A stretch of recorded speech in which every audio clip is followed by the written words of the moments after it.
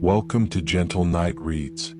Today we have a happy bedtime story for you to help fall asleep. Enjoy.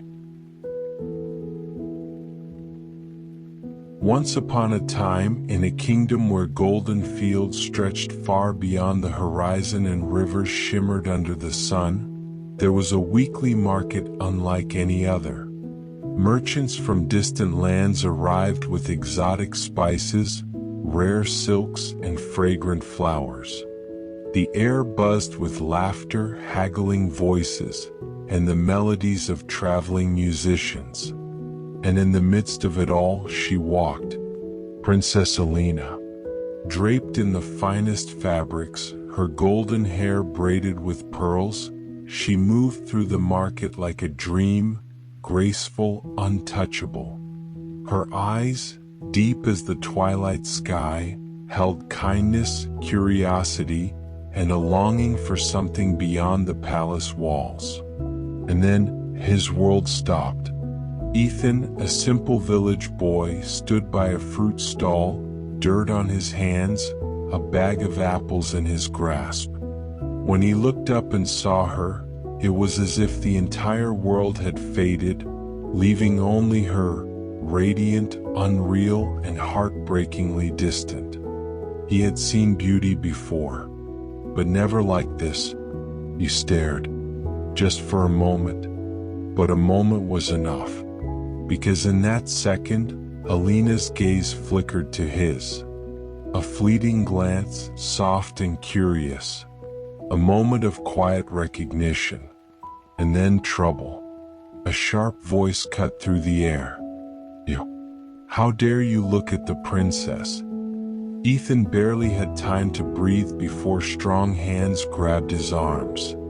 The palace guards, men with cold eyes and iron fists, descended upon him like wolves.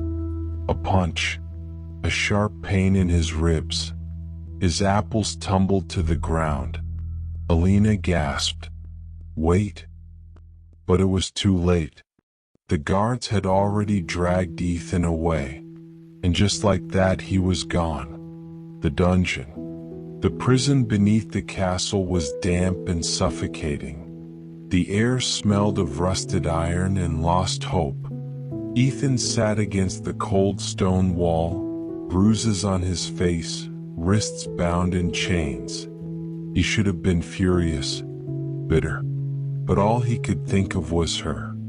The princess. The way her eyes had widened when the guards struck him. The way her lips had parted as if she wanted to speak, but couldn't. She had looked at him not with disgust, not with arrogance, but with something else. Something softer. And then, footsteps. Light, hesitant. Not the heavy stomp of a guard. And then, her voice. "You don't deserve this." He looked up. There she stood, just beyond the iron bars, a lantern in her hands, her brows furrowed in concern. His heart stilled. "You shouldn't be here," he murmured.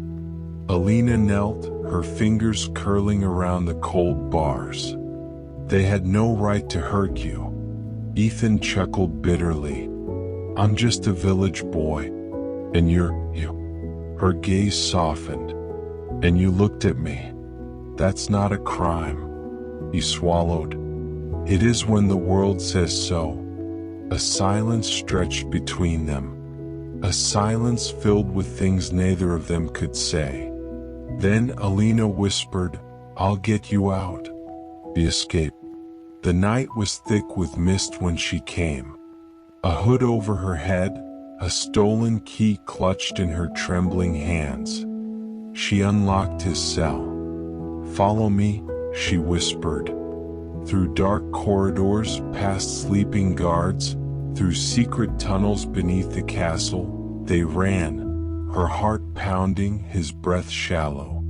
By dawn they were outside the palace walls.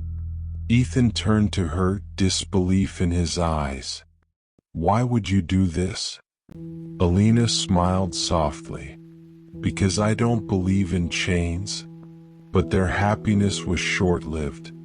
The king's men came for them. The separation. The next time Ethan saw Alina, she was in the grand hall of the castle. Not as his savior. Not as the girl who had freed him. But as a princess standing beside a prince. Her betrothed. The king had arranged her marriage to a foreign ruler, powerful and cruel. Ethan stood among the gathered villagers, his heart breaking as the announcement was made. Alina didn't look at him. But then, just for a second, her eyes flickered to his. A silent scream. A plea. And he knew. This wasn't what she wanted. But what could they do? She was royalty. He was no one. The final choice. Days passed. The wedding loomed. Ethan was ready to walk away. To let fate win. Until a message came. A single note. A single sentence. Meet me at the river before sunrise. And so he went. And so there she was. Tears in her eyes. A fire in her heart. Run away with me, she whispered. Ethan's breath hitched. You'd give up everything? Alina stepped closer. I was never free. Not until I met you. The world was cruel and love was never easy. But at that moment, under the first light of dawn, they made their choice. Together they fled. Beyond the kingdom. Beyond the chains of duty. Beyond the life others had written for them. And in the end, after everything, they were free. Together. The end.